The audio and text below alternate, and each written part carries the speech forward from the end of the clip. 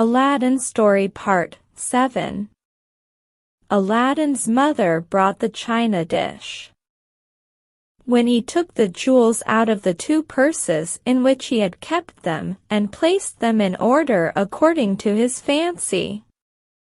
But the brightness and luster they emitted in the daytime and the variety of the colors so dazzled the eyes both of mother and son that they were astonished beyond measure. Aladdin's mother, emboldened by the sight of these rich jewels, and fearful lest her son should be guilty of greater extravagance, complied with his request, and promised to go early in the next morning to the palace of the Sultan.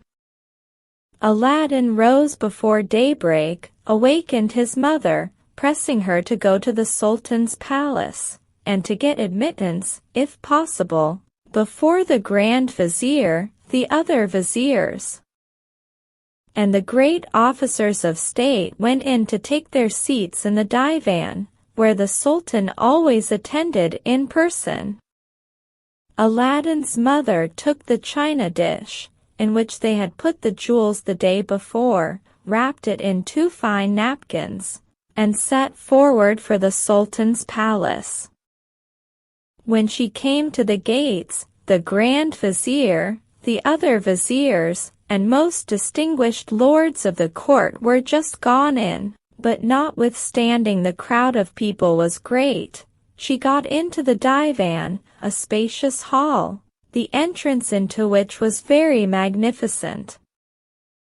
She placed herself just before the Sultan, Grand Vizier, and the great lords, who sat in council on his right and left hand.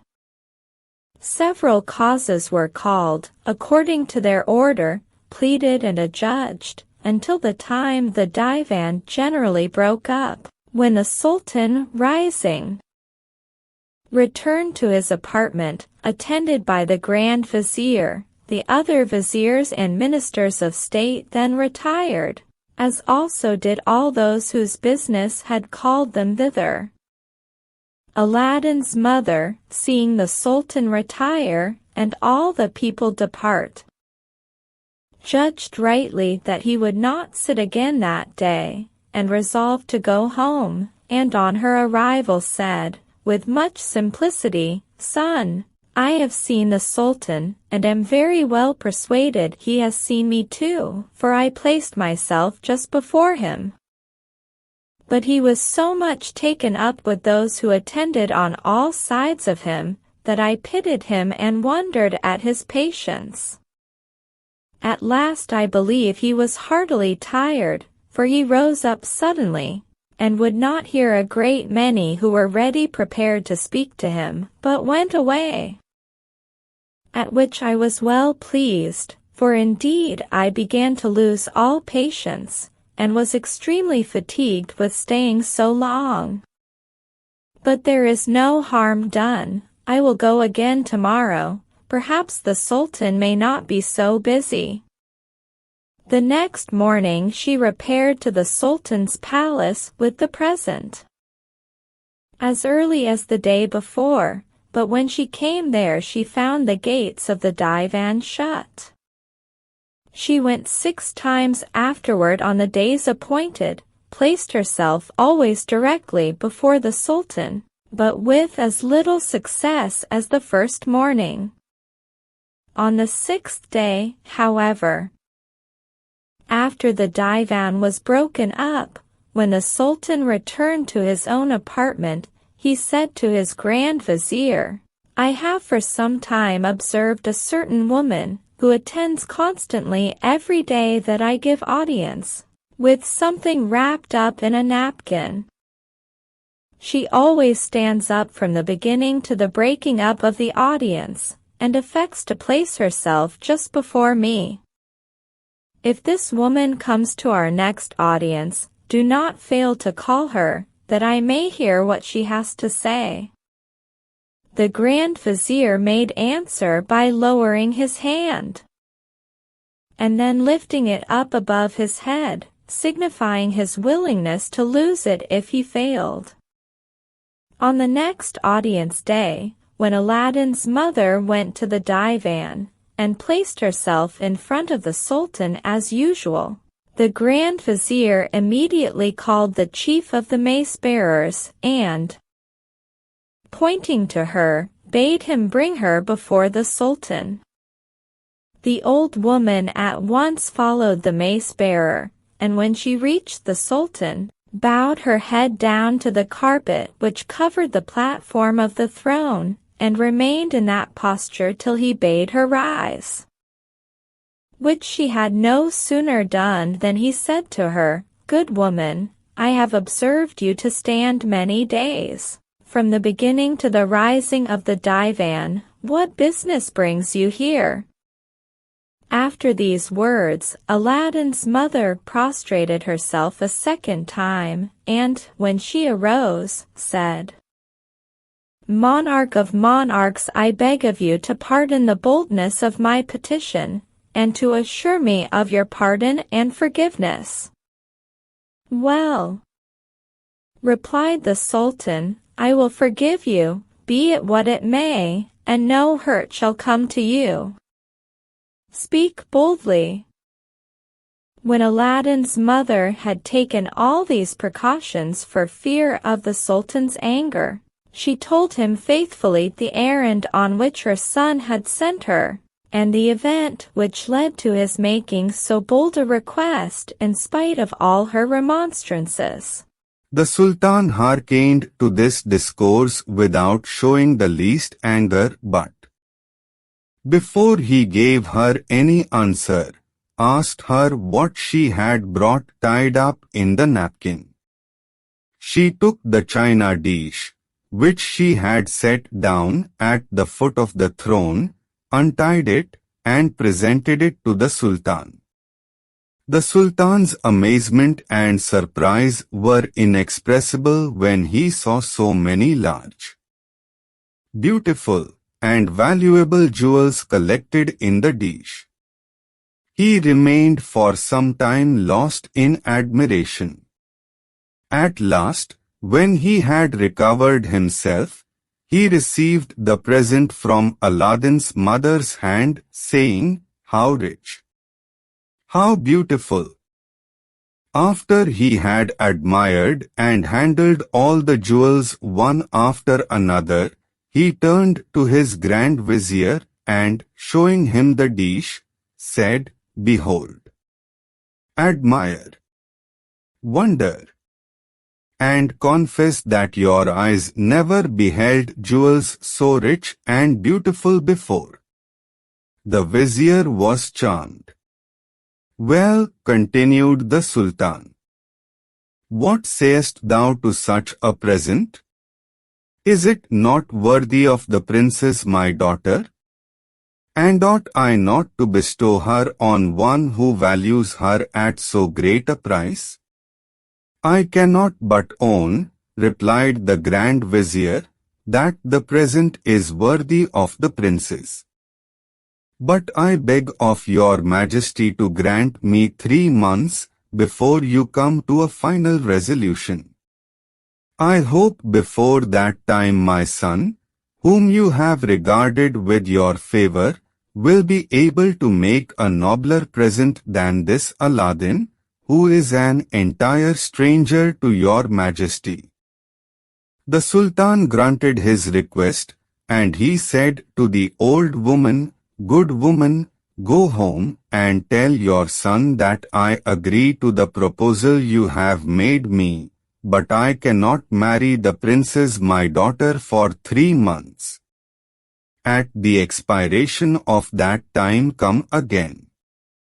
Aladdin's mother returned home much more gratified than she had expected, and told her son with much joy the condescending answer she had received from the Sultan's own mouth, and that she was to come to the divan again that day 3 months. Aladdin thought himself the most happy of all men at hearing this news, and thanked his mother for the pains she had taken in the affair, the good success of which was of so great importance to his peace that he counted every day, week, and even hour as it passed.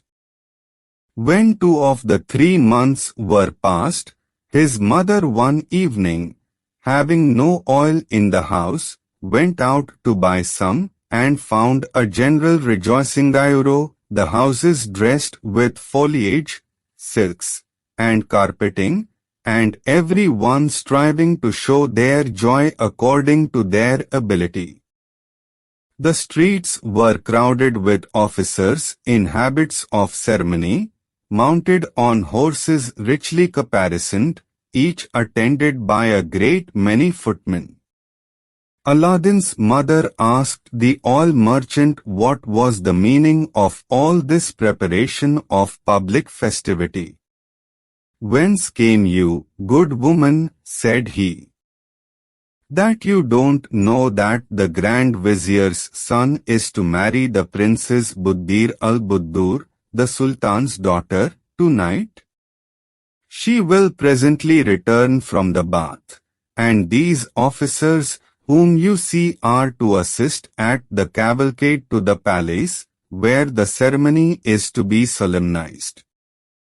Aladdin's mother, on hearing this news, ran home very quickly. "Child," cried she, "you are undone. The Sultan's fine promise will come to naught. This night the Grand Vizier's son is to marry the Princess Buddir al-Buddur." At this account Aladdin was thunderstruck. And he bethought himself of the lamp, and of the genie who had promised to obey him, and without indulging in idle words against the Sultan, the Vizier, or his son, he determined, if possible, to prevent the marriage. When Aladdin had got into his chamber, he took the lamp, rubbed it in the same place as before, when immediately the genie appeared, and said to him, "What wouldst thou have?" "I am ready to obey thee as thy slave, I, and the other slaves of the lamp." "Hear me," said Aladdin. "Thou hast hitherto obeyed me. But now I am about to impose on thee a harder task. The Sultan's daughter, who was promised me as my bride, is this night married to the son of the Grand Vizier. Bring them both hither to me immediately they retire to their bedchamber." "Master," replied the genie, "I obey you." Aladdin supped with his mother as was their wont, and then went to his own apartment, and sat up to await the return of the genie, according to his commands. In the meantime, the festivities in honor of the princess's marriage were conducted in the Sultan's palace with great magnificence. The ceremonies were at last brought to a conclusion, and the princess and the son of the vizier retired to the bedchamber prepared for them. No sooner had they entered it and dismissed their attendants, than the genie, the faithful slave of the lamp, to the great amazement and alarm of the bride and bridegroom, took up the bed, and, by an agency invisible to them, transported it in an instant into Aladdin's chamber, where he set it down. "Remove the bridegroom," said Aladdin to the genie, "and keep him a prisoner till tomorrow dawn, and then return with him here."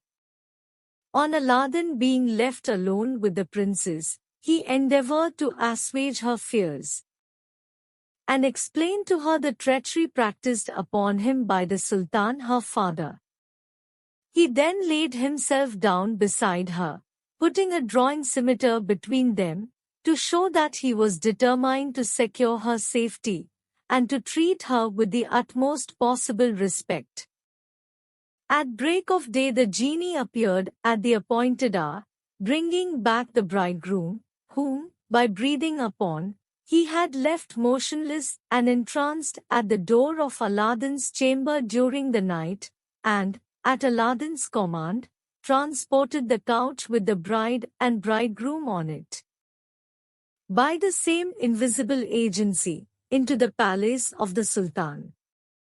At the instant that the genie had set down the couch with the bride and bridegroom in their own chamber, the Sultan came to the door to offer his good wishes to his daughter.